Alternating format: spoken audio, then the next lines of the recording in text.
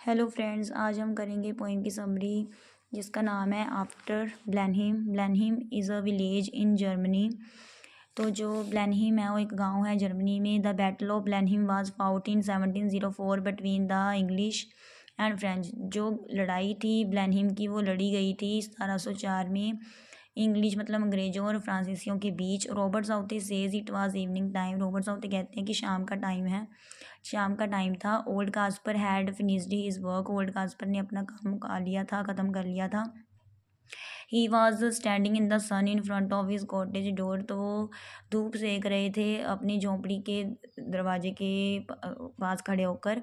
His little grand child was playing on the green grass. उनका जो पोता था छोटा वो खेल रहा था घास में।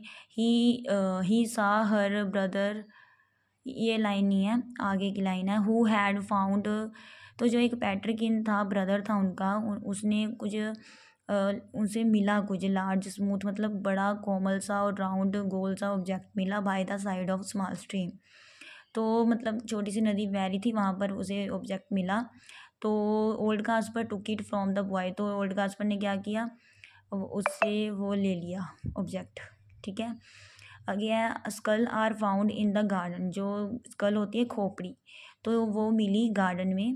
He find such skull in the garden while ploughing. उन्होंने मतलब जब वो खेतों में हल वाह रहे थे तो उन्हें एक स्कल मिली गार्डन में। So many skull are found which are thrown out by the blade of plough. तो बहुत सारी स्कल्स वहाँ मिली जो कि निकाली गई थी प्लो के हल के द्वारा। It indicates that thousands of man killed in that great victory. तो ये इंडिकेट मतलब इंडिकेट करता है, संकेत देता है कि थाउजेंड्स ऑफ मैन जो मारे गए, मतलब हज़ारों लोग का आदमी मारे गए इन दैट ग्रेट विक्ट्री, कि जो विक्ट्री हुई थी, जीत हुई थी, उसमें काफ़ी आदमी जो है मैन मारे गए। Children curiosity to know about the war. The younger Peterkin become curious to know all about the war between the French and the English. तो जो पीटरकिन था, यंगर छोटा पीटरकिन, बहुत ही क्यूरियस हो रहा था जानने के लिए अबाउट द वार, जो युद्ध हुआ था फ्रेंच और इंग्लिश मतलब अंग्रेज़ों और फ्रांसीसियों में जो युद्ध हुआ था उसके बारे में जानने के लिए बहुत उत्सुक था। Little children looked him up with curiosity. तो मतलब लिटिल जो छोटे बच्चे थे देख रहे थे उसे बहुत ही उत्सुकता से। The children forced him to tell them the stories of war. तो जो चिल्ड्रन है उन्होंने मतलब फोर्स किया उसे बताने के लिए कि हमें युद्ध की कहानियाँ बताओ। At this Kaspar replied that the English forces defeated completely by the French forces. तो जो इंग्लिश फोर्सेस है वो हार गई थी पूरी तरह फ्रेंच फोर्सेस से, मतलब सेना से। But he did not know the reason of fight between them. पर वो कहता मैं नहीं जानता कि क्या रीज़न था। ओल्ड कास्पर ने बताया कि उसे ये नहीं पता कि क्या रीज़न था लड़ाई का, उनके बीच लड़ने का क्या रीज़न था ये नहीं पता। पर मतलब फ्रांसीसियों ने पूरी तरह हरा दिया था अंग्रेज़ों को। But he was often said that it was a glorious victory for the English. But फिर भी वो अक्सर कहता है कि ये बहुत ही शानदार जीत है अंग्रेज़ों के लिए।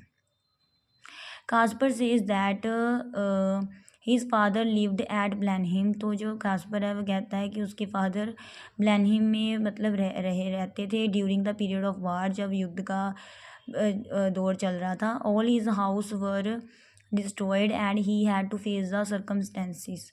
तो बहुत सारे जो हाउस के घर थे वो नष्ट हो चुके थे और उन्हें बहुत सारी सर्कमस्टेंसेस हालातों का सामना करना पड़ा। He had no place to stay them. थे उनके पास रहने के लिए कोई जगह नहीं थी। He left that place with his wife and child. तो वो उसने छोड़ दिया था वो प्लेस अपनी वाइफ और चाइल्ड को लेकर, वो जगह छोड़ दी थी, प्लेस छोड़ दिया था। War caused destruction the swords shone in the sky all around. तो वो बता रहा है कि जो तलवारें थी वो चमक रही थी आसमान में चारों ओर। There were cries of death, मतलब डेथ की आवाज़ें, चिल्लाने की आवाज़ें आ रही थी। डिस्ट्रक्शन ऑल अराउंड, हर जगह तबाही हो रही थी। A number of new born babies died. बहुत सारे जो नए जन्मे बच्चे थे वो मर गए थे। But such destructive forces are part of great victory in war. पर ये जो नष्ट होना सेना का एक पार्ट है ग्रेट विक्ट्री का युद्ध में। तो एक मतलब भाग है ये भी, नष्ट होना सेना का युद्ध का भाग है।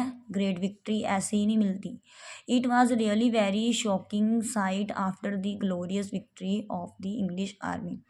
रियली वेरी शॉकिंग साइट थी, मतलब देखने के लिए कि इतनी डेथ हो रही थी, न्यू बेबी जो थे वो मर रहे थे। तो ये बहुत ही शॉकिंग साइट मतलब नज़ारा समझ लो, दृश्य था after the glorious victory of the English army. जब इंग्लिश आर्मी की जीत हुई उसके बाद जो ये दृश्य था बहुत ही शॉकिंग था। 1000 babies were living on the ground. तो जो 1000 मतलब काफ़ी लाइंग ऑन द ग्राउंड, जो बेबीज थे बच्चे थे वो मतलब मरे हुए थे, गिरे हुए थे ग्राउंड में। In this way many things happened in war because war is a curse which leaves many dead and many homeless. तो ये एक तरीके से एक वार है। मैनी थिंग्स मतलब हुई, हैपन मतलब हुई वार में, युद्ध में। बिकॉज वार इज़ अ कर्स मतलब एक श्राप है, एक तरह का वार युद्ध एक श्राप है, विच जो कि देता है, क्या देता है, डेड या तो मौत देता है और या फिर होमलेस बेघर कर देता है लोगों को। English army was led by Duke.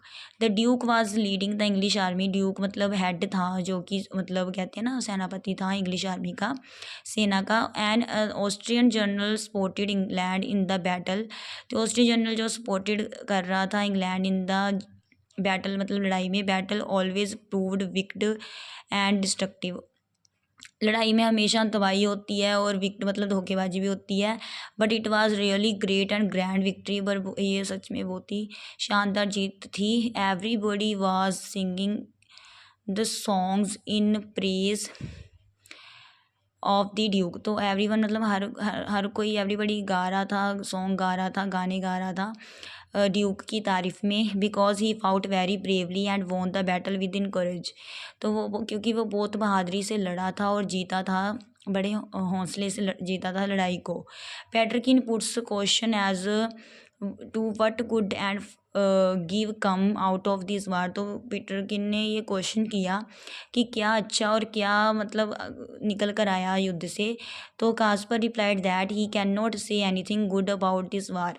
तो कास्पर ने क्या कि वो इस युद्ध के बारे में कुछ अच्छा नहीं कह सकता।